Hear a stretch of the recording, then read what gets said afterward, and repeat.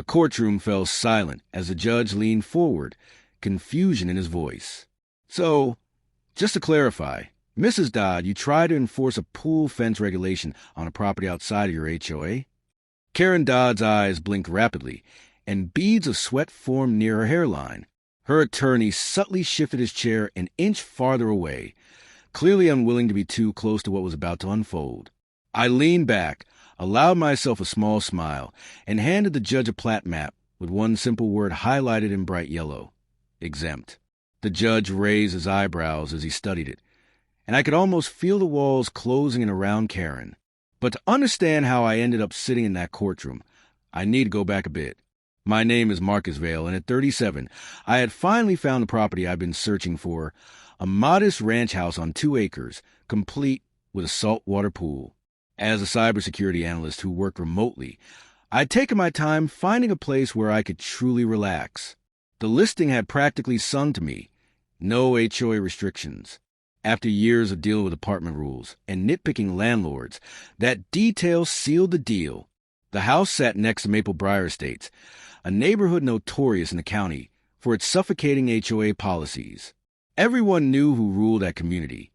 Karen Dodd, a woman in her 50s who acted as though bylaws were scripture and grass height was a matter of morality. The realtor had even chuckled nervously when warning me about her iron grip over the subdivision. I didn't worry, though.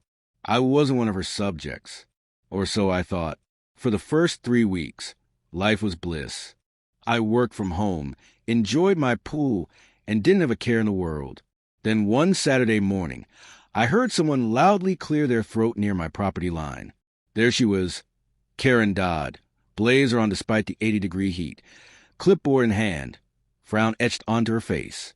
She introduced herself as the HOA president and declared that my pool fence was 4 inches taller than allowed by their regulations. I explained politely that I wasn't part of her HOA. She dismissed my words, insisting that since she could see the fence from her guest bedroom, if she stood on tiptoes and leaned a certain way, it fell under her jurisdiction. I thought it was laughable and assumed that was the end of it. I couldn't have been more wrong. 3 days later, an official letter arrived in my mailbox on Maple Briar HOA stationery. It ordered me to lower my fence to 48 inches within 30 days or face fines. I responded simply, "I'm not in your HOA. Best of luck." That's when Karen declared war. First, she slapped a bright orange violation sticker on my mailbox. I peeled it off and tossed it. Then newsletters began arriving with highlighted passages about how eyesores threaten property values, and noncompliance affects us all.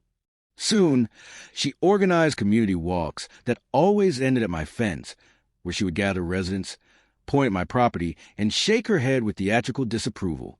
It escalated further.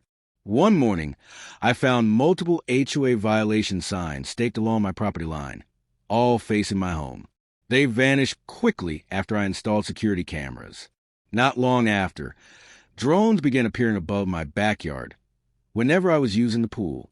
I could clearly see Karen standing at the edge of her property, remote control in hand, recording footage as it were perfectly acceptable behavior. The most outrageous moment came when my cameras caught her sneaking around at 2 a.m, dressed in black, climbing onto the berm between our lots with a laser leveled to measure my fence. She meticulously wrote down numbers in a notebook like some suburban spy. After I filed a police report, officers visited her and warned her to stop trespassing. Her response? She filed a lawsuit.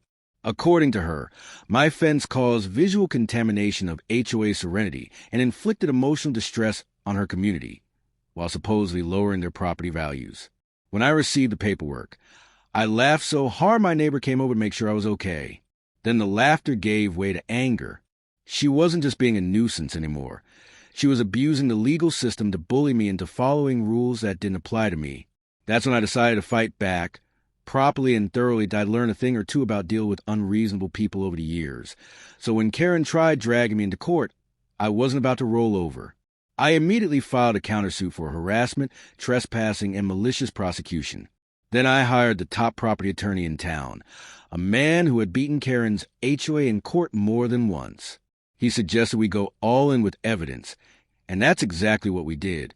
We brought in a professional land surveyor to create certified maps of the property lines. We dug through decades of county records. We even uncovered the original development plans for Maple Briar Estates. That's when we found gold. My property had once been part of Maple Briar, but in 2006 the previous owner had successfully petitioned to withdraw from the HOA. The separation was on file in public records for anyone to see, if Karen had bothered to check beyond the first page of the deeds. But the real bombshell came from a Freedom of Information request. My lawyer obtained emails between Karen and her board members. In one, she wrote, "We must set an example with the Vale property before others think they can ignore us." Another said, "I know he claims not to be in our HOA, but if we apply enough pressure, he'll give in just to make it stop." Those words proved beyond doubt that she knew I wasn't under her authority, but chose to harass me anyway. When my lawyer read them, he grinned like a man who had just won the lottery. The hearing took place on a crisp October morning. Karen arrived with 3 board members in identical blazers, each sporting Maple Briar pins. She wheeled in a cart stacked with binders labeled things like fence violations and property value studies. Her attorney looked worn out before the judge even entered. I walked in with my lawyer, a flash drive holding all our evidence, 2 rolled-up maps, and the quiet confidence of someone about to dismantle a bully. The judge, a sharp and no-nonsense woman, examined the initial filings and frowned deeper with every page. She asked Karen's attorney to explain what authority the HOA had over my property. He stumbled through something about community standards and visual impact until the judge cut him short and asked to see the official HOA boundaries. Karen proudly handed over one of her colorful maps. That's when I presented the county certified surveyor's map. Mine was crystal clear, with my property marked exempt. The judge compared the two, then looked directly at Karen and asked a question that would become neighborhood legend. Why did your HOA attempt to enforce rules on land outside its jurisdiction? Karen's confidence drained from her face in seconds. She mumbled about property values and neighborhood consistency, but the judge silenced her with a raised hand.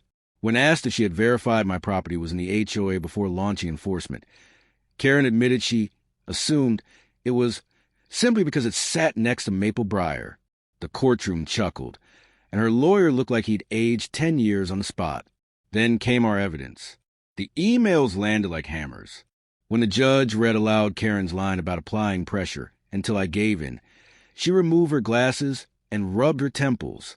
She asked Karen directly if she had written those words.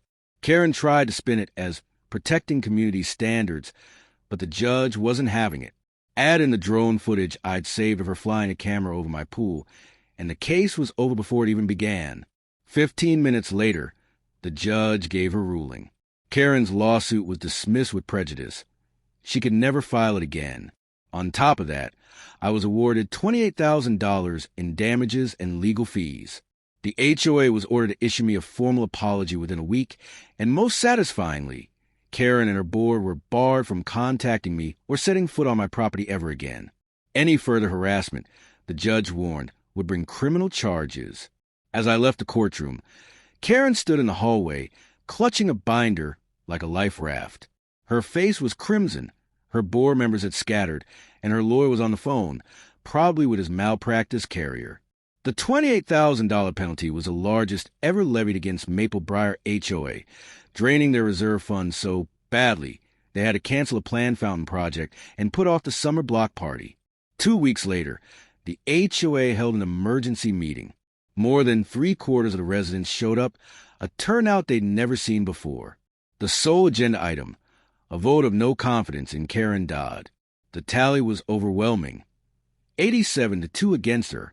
Karen sputtered, declared the vote invalid, and stormed out of the community center, slamming the door so hard the welcome sign crashed to the floor.